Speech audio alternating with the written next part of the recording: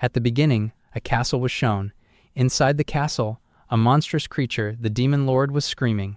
Someone stated that it was over, while a group questioned whether they had defeated him. However, the demon lord screamed again and warned them not to think they had won, declaring that he would take every one of them with him. He then activated self-destruct. A girl attempted to use Earth Fortress, stating that it was an incarnation, but realized she would not make it in time. At that moment, the silhouette of a man was shown jumping toward the demon lord, urging someone to use their miracle, no matter what it took. It was then narrated that, once upon a time, there was a shadow hero who brought about miracles.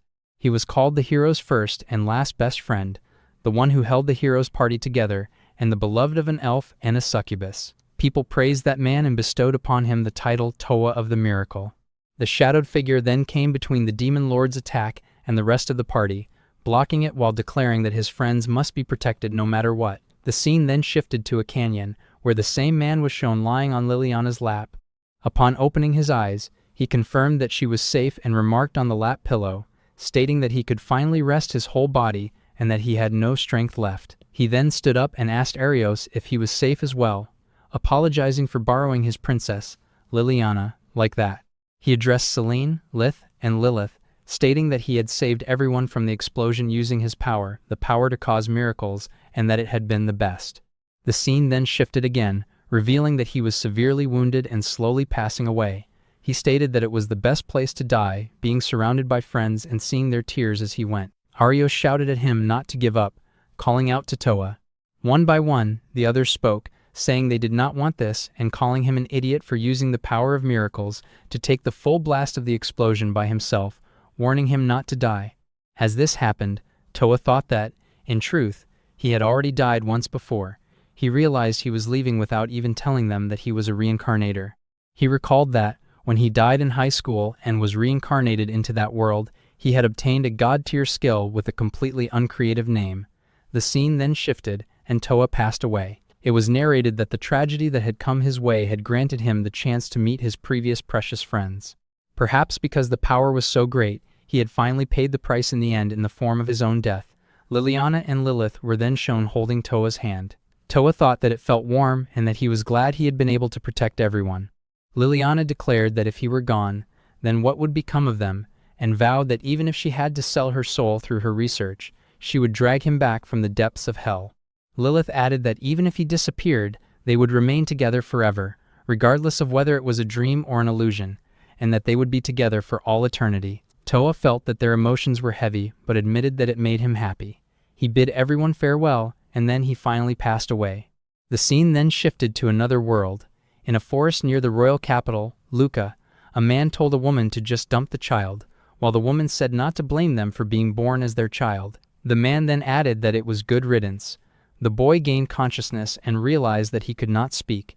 He looked at his parents running away, and it was revealed that he was Towa, reincarnated as a child. He thought that he had been reincarnated again, only to be abandoned right after birth, and questioned what kind of situation this was.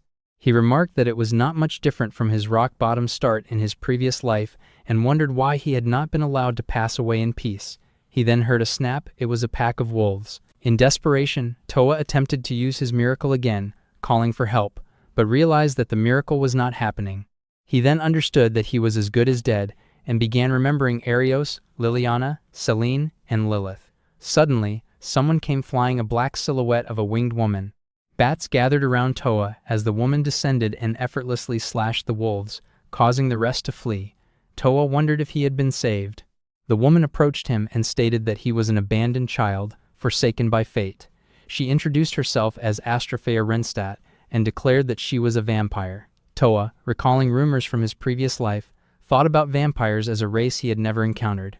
He admitted to himself that he was frightened, noting that the pressure she emitted rivaled that of the demon lord. He observed that, like a skilled hawk hiding its talons, she appeared calm, yet her crimson eyes glowed quietly like a moon. He also realized that his body, driven by a baby's instinct, craved maternal affection. Astrophea then held Towa in her arms and explained that vampires and humans were enemies. Vampires sought blood and hunted humans, while humans, in turn, were hunted by the holy men of the church. Towa anticipated what this development might mean. However, the scene shifted as Astrophea hesitated. She admitted that his very existence was sinful in its cuteness, and that he was so adorable it was almost mysteriously sinful. She then held Towa and flew into the sky while Towa realized that he was flying. Astrophea declared that she would stay by his side until he could stand on his own. Towa realized that he had truly been saved. Astrophea then questioned whether she was intoxicated by the full moon, noting that such a decision was unlike her. She stated that this was not like keeping livestock and resolved that she would raise a human out of her own affection. She acknowledged that if her kind discovered this, both of them would be targeted for extermination, yet she reassured him that under her protection, he would live. She further declared that if he were ever to die, she would die as well, and that they would go together. She vowed to protect him no matter what means she had to use. Hearing this, Towa remembered his battle with the demon lord, and the moment he had taken the blow while declaring that he would protect his friends. He realized that Astrophea was now making the same vow to him. Overcome with emotion, he began to cry. Astrophea, not understanding, wondered if he was hungry or needed care, wishing they could understand each other's words. Towa then thought that perhaps, on this night, a miracle had truly occurred, that he, Astrophea's son, had been saved by a woman like her. He then uttered his first word, "Mama." Astrophea looked at him, smiled, and accepted him as her child. The scene then shifted to a house. Inside, Towa observed something resembling a kingdom map, though it differed from the one he knew. He noted the name Royal Capital Luca, realizing it was unfamiliar. He recalled that the capital he had grown up in was Feldman, and concluded that he had truly arrived in a different world. Astrophea reassured him that she did not attack humans, as she regularly obtained blood through the black market. She stated that she had not fallen so low as to lay a hand on her child. She also mentioned a recent incident in which vampires had been killing each other over human blood, calling it cruel despite them being of the same kind. Towa then thought about his friends, acknowledging that even though they had been together just an hour ago, that had been the only way he could say goodbye. He resolved to walk a different path in this new world. Astrophea then stated that meeting him felt like a miracle, and held him in her hands. She spoke of a hero from the shadows who had fallen while protecting his comrades during the subjugation of the Demon King, noting that he reminded her of Towa of the miracle. Hearing this, Towa focused on her words, the subjugation of the Demon King and Towa of the miracle, and realized that she knew about him. He then recalled the legend. Once, there had been a man, a shadow hero who supported a party of elite champions with the divine protection of miracles and helped defeat the Demon King who had been corroding the land. The legend of the five who brought peace had been passed down, along with the story of the hero who became a sacrifice. He had been known as the hero's first and last best friend, the mediator of the party, and the beloved of an elf and a succubus. The scene then showed each of his former party members remembering him. Towa was startled and reflected on his name and title, realizing that although this land felt unfamiliar, it still knew him. At the same time, Lilith experienced a strange sensation. She stated that she had felt Towa as if he were far away, yet it felt strange. She asked if others felt the same and insisted that Towa was still there with them. She said this while holding a hazy figure. Then, the scene shifted, showing the royal capital, Luca, the castle, the town, and Lilith's estate. Lilith was seated at the dining table. Before eating, she offered her thanks to heaven and earth and expressed gratitude for life, then began her meal. She asked whether the wine was recognized, explaining that it was the same one they had all drunk during their journey, a brand filled with memories of Towa. She spoke to a hazy figure, referring to him as Towa. She then accidentally spilt the wine and repeatedly apologized, telling herself not to cry and saying she would clean it up. She then reacted as if Towa were helping her, smiling and remarking that he was truly kind. She referred to him as her husband and expressed that she loved him. It was then narrated that, once, there had been a man, a shadow hero named Towa of the miracle. He supported the hero's party with his miracle power, leading them to swift victory until they cornered the Demon King. However, the Demon King self-destructed, and in response, Towa used his miracle power to take all the damage upon himself. It was said that, at the moment of his death, his expression was peaceful. The reason was that he had managed to protect his four comrades, his companions, the hero Arios, the princess Liliana, the elf Selene, and the succubus Lilith. Having saved them, he departed the world completely satisfied, or so everyone believed. Astonishingly, 10 years later, Towa was reincarnated. After being abandoned by his human parents as a newborn, he caught the attention of a vampire and was taken in safely. The scene then showed Towa sitting on Astrofea's lap. He thought that nothing had changed, yet in his previous life, he had been able to cause miracles such as making flowers bud and bloom, but now that power was completely gone. He questioned whether he had lost it during reincarnation, and whether the moment when Astrofea had picked him up had simply been coincidence. Astrofea then asked what was wrong and whether he had had enough milk, asking if it was good. Towa appeared content, but internally noted that her dietary situation was troublesome, as when she craved blood, she either had to take it from humans or purchase it in advance. Astrofea then apologized, stating that rather than cow's milk, she wished she could have fed him with her own. She explained that her life had been completely removed from men. Although many had approached her, she had found them all unpleasant and had grown tired of them. As a result, she had never dated anyone, had never experienced childbirth, and above all, was still a virgin. Towa internally noted that this was something he definitely should not be hearing. Astrofea continued, questioning how she could ever trust men. In his imagination, Towa apologized, thinking that he was actually an 18-year-old man on the inside, and fearing that if she found out, she might kill him. Astrofea then reassured him that no matter what happened, she could never hate him, calling him her innocent and adorable child. Towa again apologized internally for being an adult on the inside. She then looked at him, and Towa felt as though her gaze had seen through him. He wondered if he had slipped up and whether his cover had been blown. At that moment, the scene abruptly shifted as a beam of light struck their home, tearing it in half.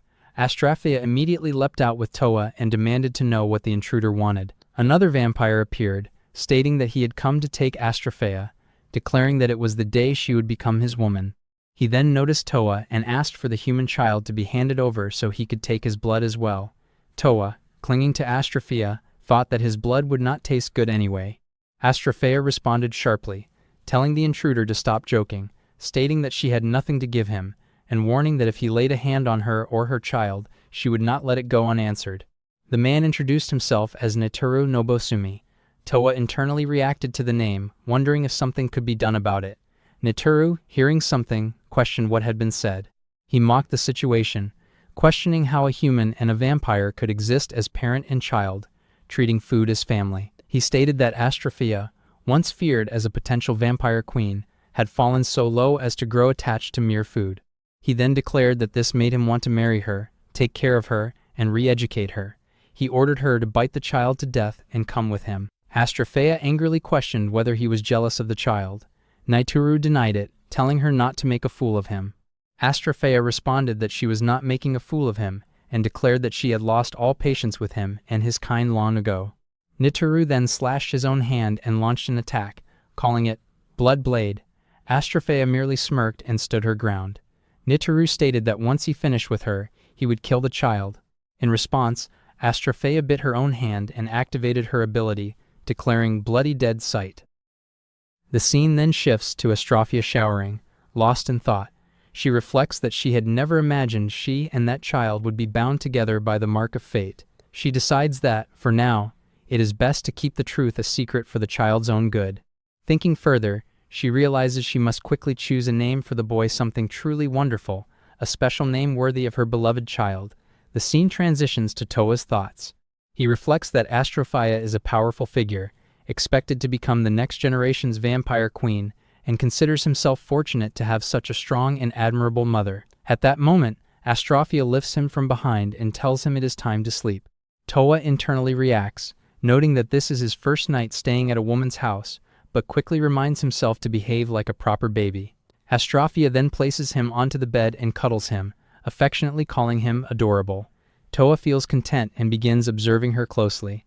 Astrofea kisses his forehead and gently says that they should do this every day, adding that such affection is what parents and children share. This moment triggers Towa's memories of his past life. He feels a sense of nostalgia, realizing it has been a long time since he was pampered like this. He recalls a similar incident during a journey toward the Demon King's castle. In that memory, Lilith suddenly kisses him, startling him as he questions her actions.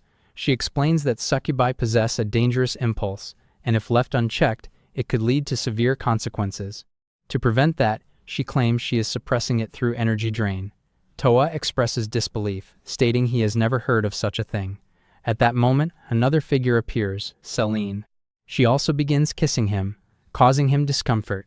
She explains that while elves typically absorb mana from the earth, as a high elf, she absorbs too much and could even wither a forest. To manage this, she endures it by drawing life force from him instead. Towa points out that she had never mentioned this before, to which she casually admits she had been hiding it.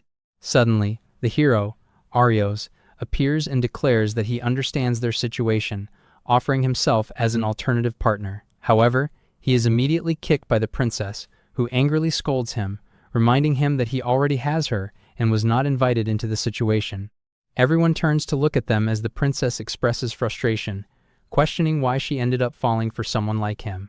She notes how the others are always clinging to Towa and admits she also wants to talk to him about Arios, though she assumes there will be time for that later. Arios apologizes, and the two reconcile with a handshake. He jokingly remarks that she is quite jealous, prompting a mild reaction from her. Towa then addresses Lilith and Celine, saying he understands their situation and is willing to help in emergencies. However, he questions whether it truly has to be him they rely on.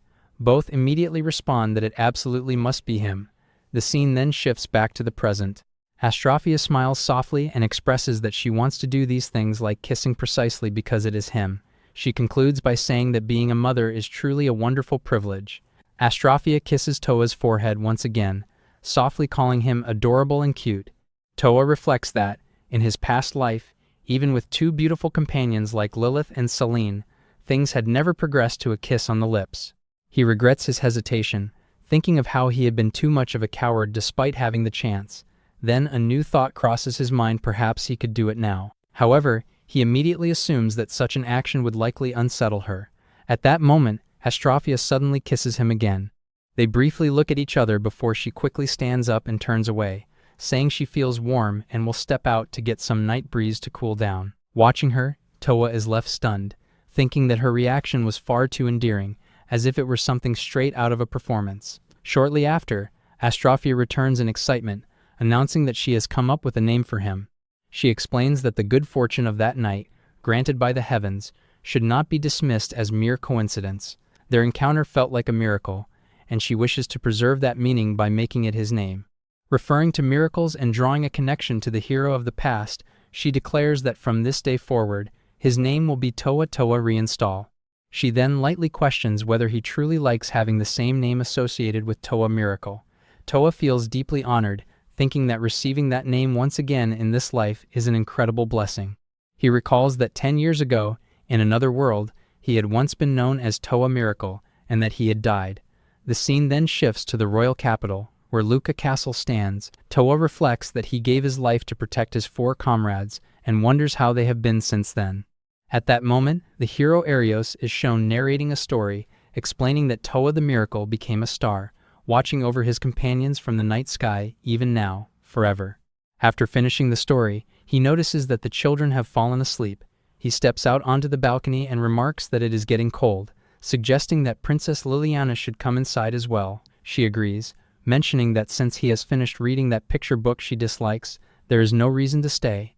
Arios apologizes, acknowledging that it reminds her of the painful truth that they were unable to save him that day. However, he continues, saying that this is precisely why he refuses to waste the life that Towa entrusted to them. He feels as though Towa passed the future to him, as if saying he would leave the world in his hands. Liliana responds by saying that, after all, Arios is Towa's best friend now and forever. Arios then looks up at the sky and notes that he cannot see the star due to the brightness of the moon. Liliana agrees, also unable to see it, and softly speaks toward the sky, noting that it has been 10 years since Towa became a star. She wonders if it is lonely up there and adds that if he were to fall back down, they would catch him and hold him tight. Both of them share that sentiment, and Arios adds that he should simply come back without hesitation. The scene then shifts once more to Astrophia and Towa sleeping together.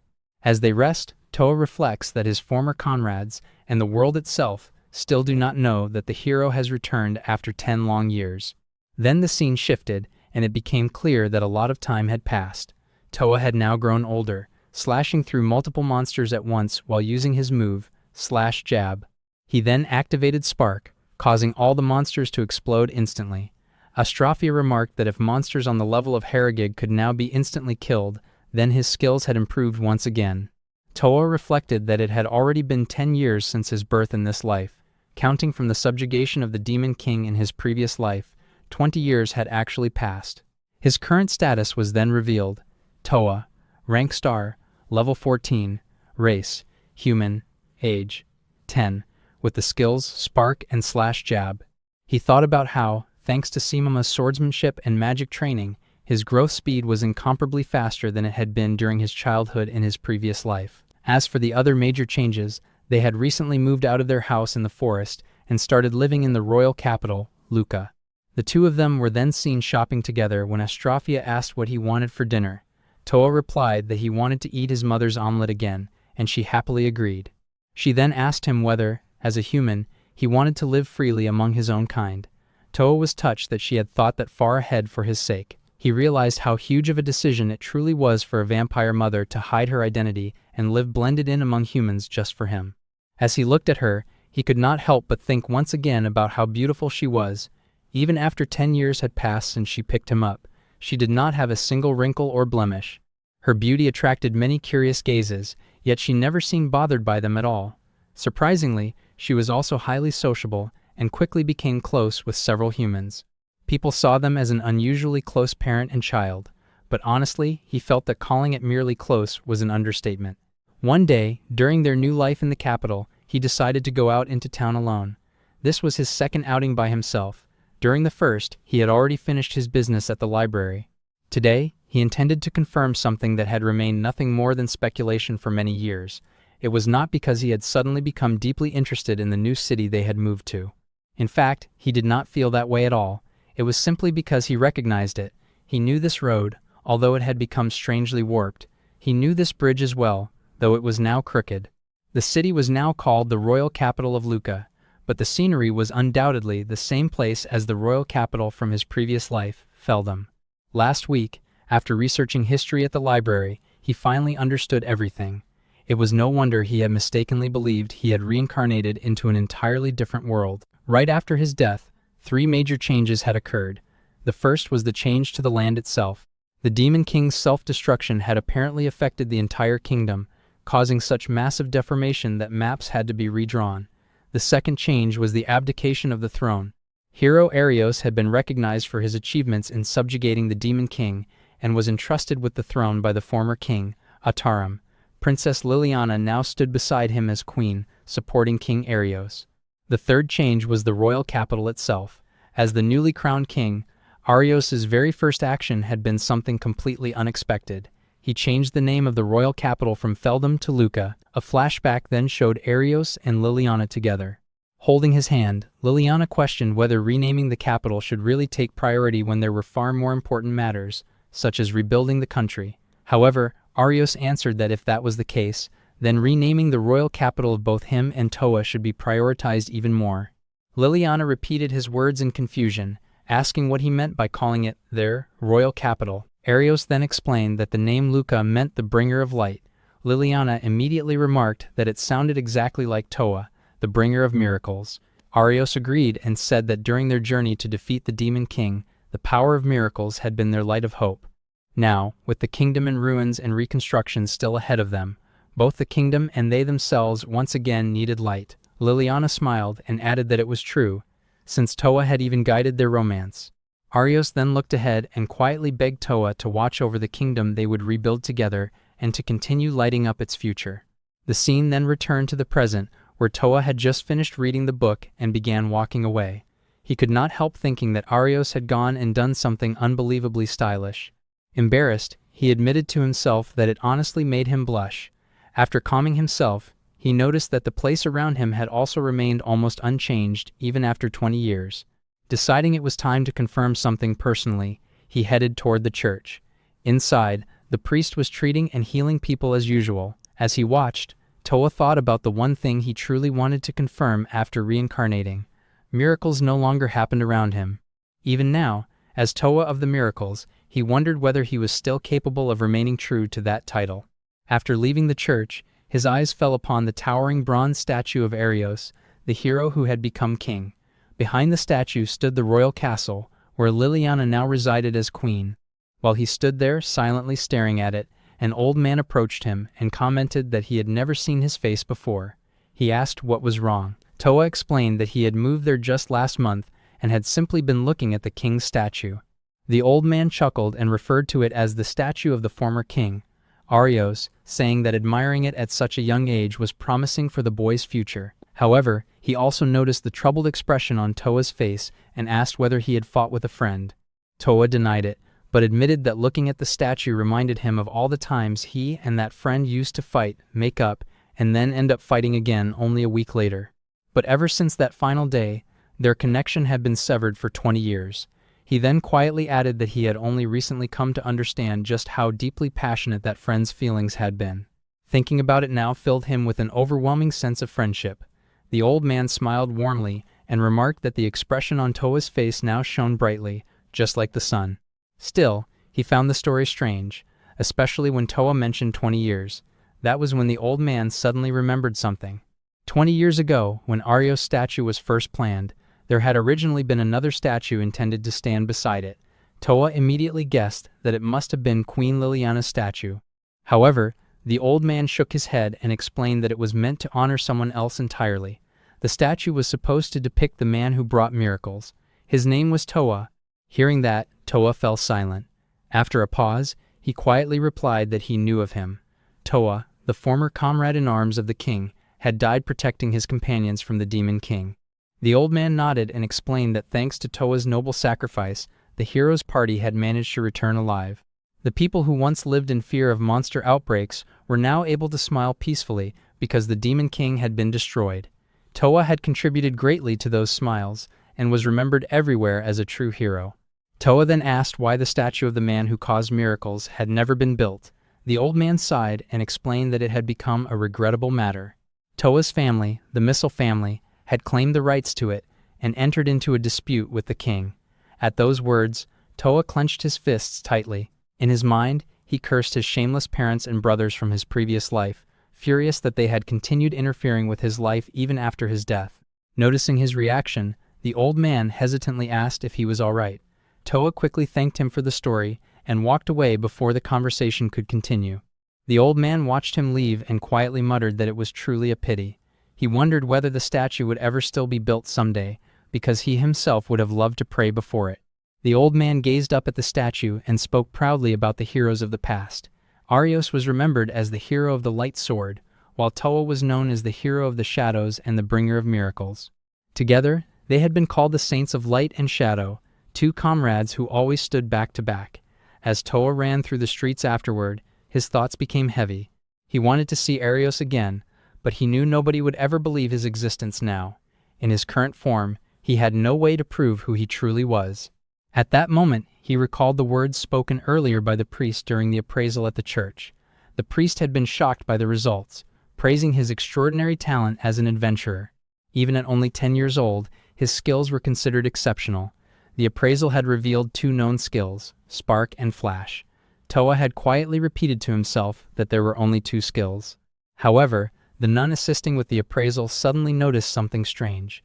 There appeared to be one more skill, yet the appraisal could not properly identify it. Confused, she remarked that it seemed broken, and that even the skill's name was completely unknown. Hearing that only deepened Towa's thoughts. Until now, he realized he had been avoiding the truth, but today's appraisal had made everything painfully clear. He was no longer the same Towa of miracles from the past. He was no longer someone worthy of standing beside King Arios in this world. There was no longer any place for him to return to. As those thoughts consumed him, a crimson rose petal drifted through the air, reminding him of Astraphia. When he finally returned home, Astraphia welcomed him back immediately. However, the moment she saw his face, she became concerned and commented on how terrible he looked. She also noticed that he was hiding something behind his back. Towa then revealed the flower he had been carrying. It was called a rhino nose. At that moment, he remembered the flower shopkeeper, explaining that the flower carried a warm meaning in the language of flowers. While handing it to Astraphia, Towa reflected on everything that had happened.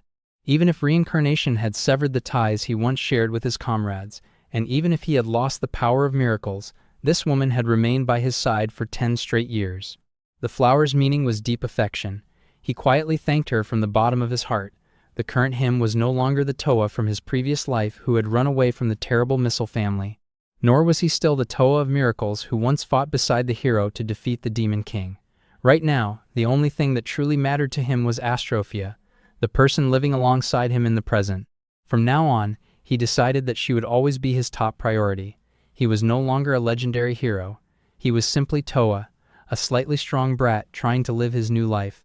The moment those feelings settled in his heart, Astrophia suddenly pulled him into a tight embrace.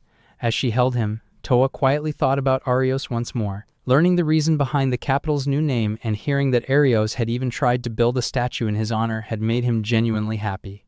He truly had been grateful to fight beside him as comrades in arms, but at the same time, he silently asked Arios for forgiveness. He no longer believed himself to be someone worthy of standing beside the king. Even so, he hoped they could both continue doing their best from now on, each walking forward on their own separate paths. The scene shifted, and Towa noticed something before calling out to Astrophia. Unable to hold herself back any longer, Astrophia admitted that she wanted to do it. She then scratched something, leaving Towa shocked.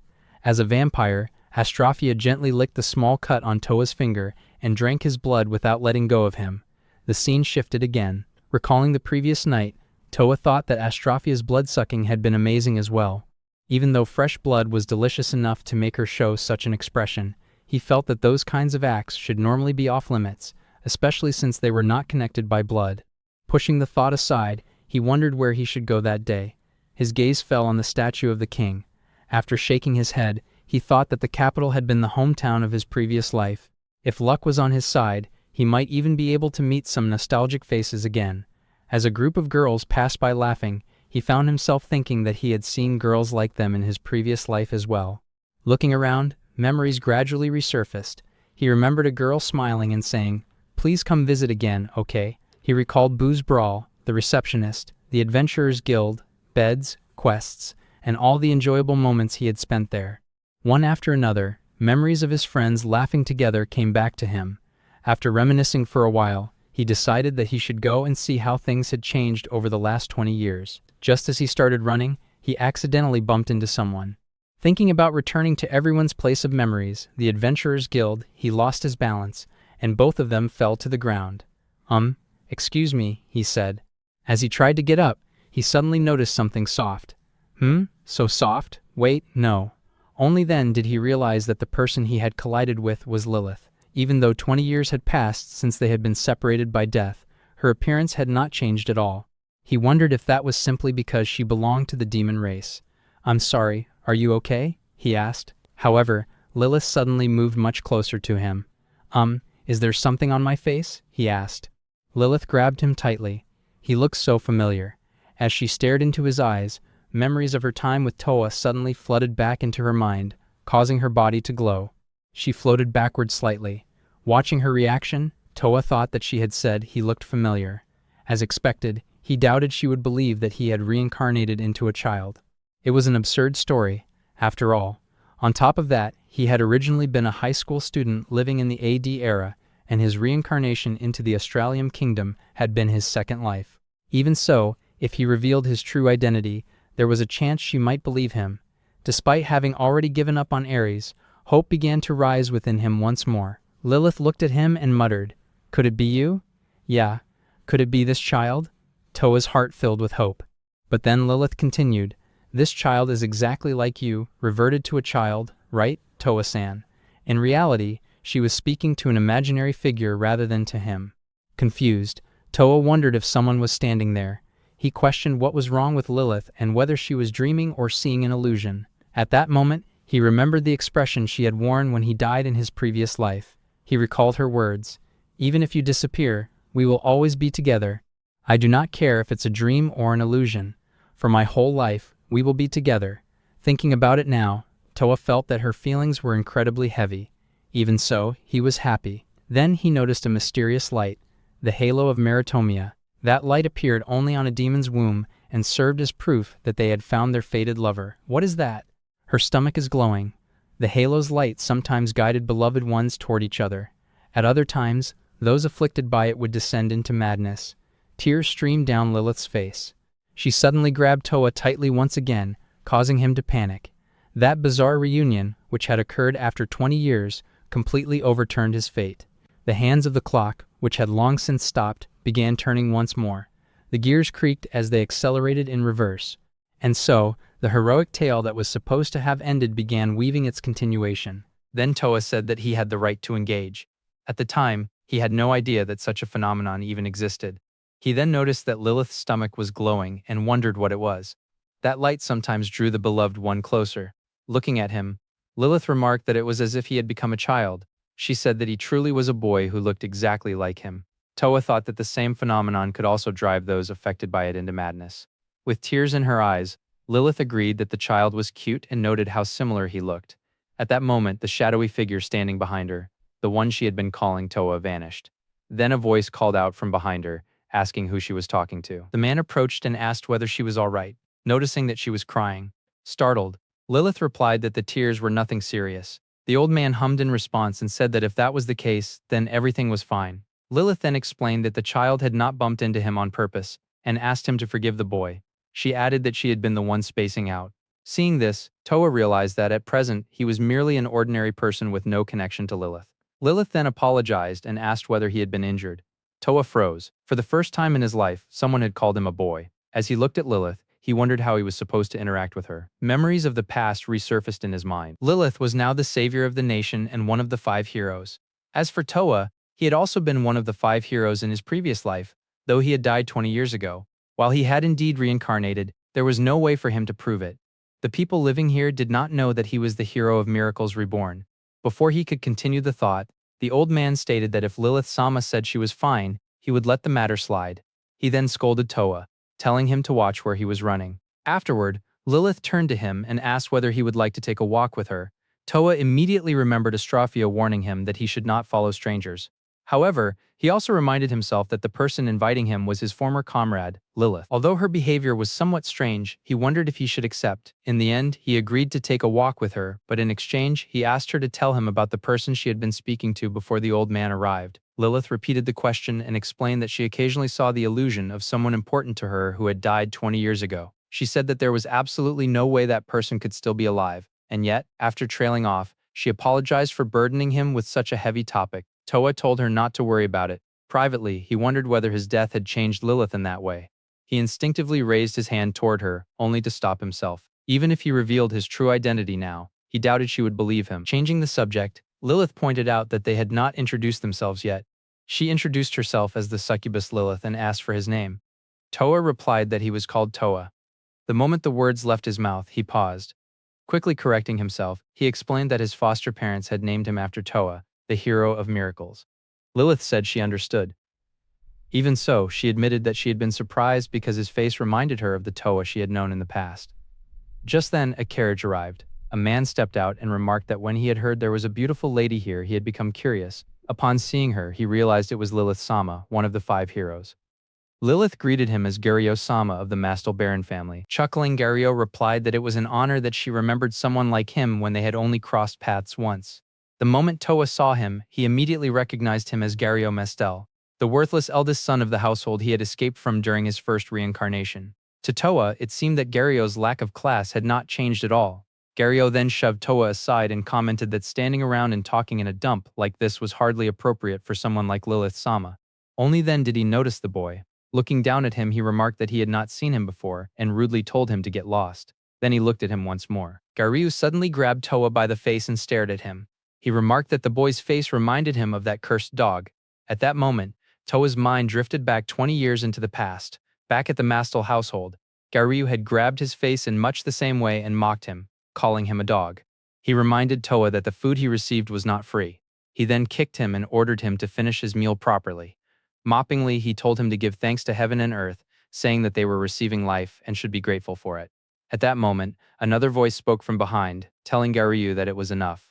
The woman tossed a bone toward Towa and commented that Garyo was simply strict with discipline. She called it the whip of love, but added that if he kept pushing him until he broke, he would eventually break for real. She then laughed. Soon, everyone around them began laughing as well. Amid the laughter, Towa could only think to himself, what exactly had he done? Who was truly at fault? Was it the flaw in reincarnation that had caused him to be reborn into this world? Was it because he had become an orphan after losing his parents?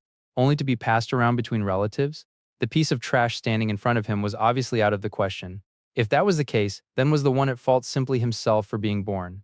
The thought lingered for a moment, then he snapped his fingers and immediately rejected it.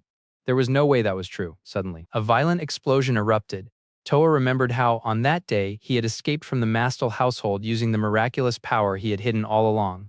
Back then, he had once believed that if he simply endured everything, someone would eventually come and save him. But on that day, he threw away that naive hope forever. The memory faded, and the scene returned to the present. Garyu was still gripping Towa's face. With a sneer, he called him that irritating gutter dog. He complained that Towa alone had enjoyed the glory and honor of being one of the 5 heroes, only to die without repaying a single debt of gratitude to the Mastel family. Hearing those words, Towa could only wonder what possible debt he owed people like them. Before he could respond, Lilith suddenly stepped forward and pulled Towa into an embrace. She firmly declared that there was no debt for Towa to repay to the Mastel family. She explained that she had heard those very words from Towa himself in the past. Towa looked at her in surprise. Garyu scoffed and addressed her as a hero. He argued that if Towa could not bring profit to the Mastel family, then he was not even worth calling a mutt to him.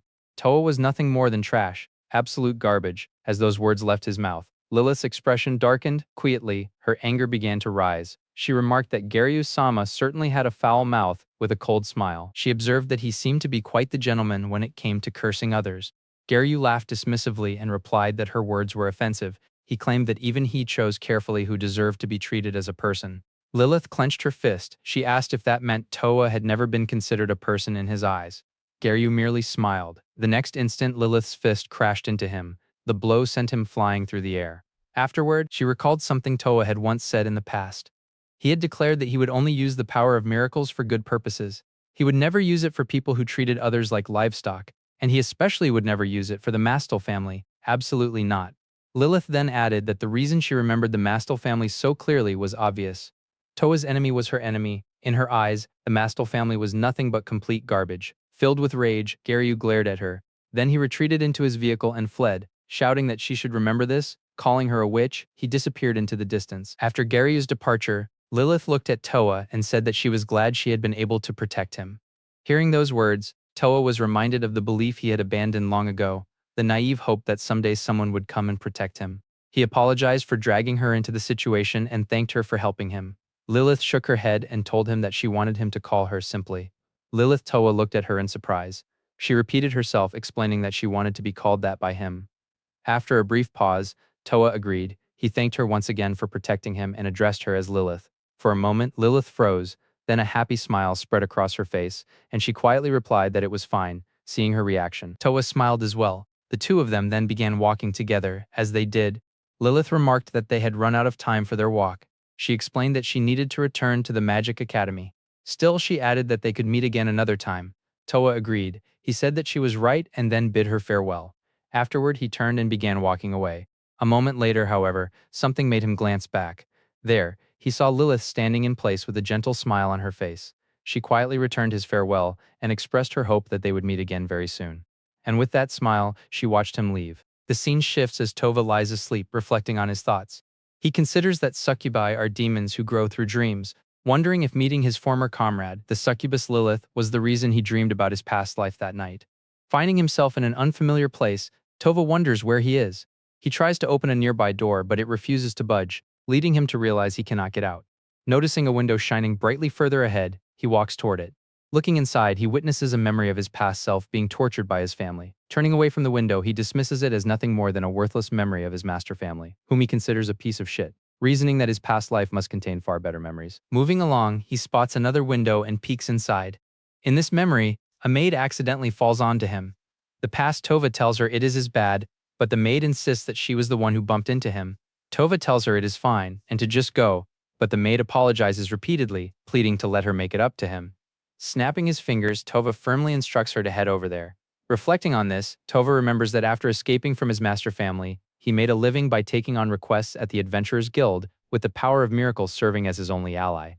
The memory transitions to a scene where a man asks if that power is some kind of technique distinct from magic, to which a girl responds that it appears so. Another man asks if, as travelers, this is their first time seeing the power of miracle. Meanwhile, Tova's old friend sits on a chair drinking. The man points out to the friend that Towa is the highly rumored Towa of miracles. His friend replies that he has never heard of him. The man adds that a fortune teller was talking about him just the day before. When the friend asks if they really were, the girl interjects, noting that Towa is a highly skilled adventurer. The man chuckles at this and remarks that if Towa is so highly skilled, he will invite him to be his baggage carrier, a suggestion. Another man laughs at Tova's friend, then begins to speak. But the man interrupts, stating that it is completely useless to call out to him. The friend counters that there is no way Towa would refuse his invitation, prompting the man to ask why it would be useless. The man explains that Towa does not party up with anyone and will not accept invitations, even from the strongest parties. Another person suggests that Towa might simply want to keep all the rewards for himself. The man admits he does not know the exact reason, but reiterates that Towa is always alone. Hearing this, Towa's friend laughs and says he hates them, betting that Towa does not have a single friend. The girl beside him points out that they do not have any friends either. Suddenly, the maid crashes down onto both of them. Towa's friend asks the miss if she is interested in him, remarking that, unfortunately, he is already sick with love. Surprised by this, the maid leaves. The girl sighs, noting that he continues to act like that no matter where they are. Watching this unfold, Towa reflects on how nice it must be to be so carefree, thinking they seem to truly enjoy life. Observing the memory from behind the window like a prisoner, Towa notes that these are memories from before he met Ares and the others, recalling how jaded he used to be back then. At that moment, another window begins to shine, with leaves spilling out from inside it. Noticing the change, Towa approaches it, realizing that this is where it all started. The story of him and those guys peeking into the window, he sees his past self being attacked by a monster. The past Towa declares that he is counting on the power of miracles. Suddenly, the monster is defeated, transforming into emeralds. Astonished, Towa exclaims at the amazing miracle, as the monster turns into a rain of jewelry. He marvels at how many times greater this value is compared to the guild's reward, reflecting that this is a life unbound by anyone, a life where it does not matter if he trusts a single soul.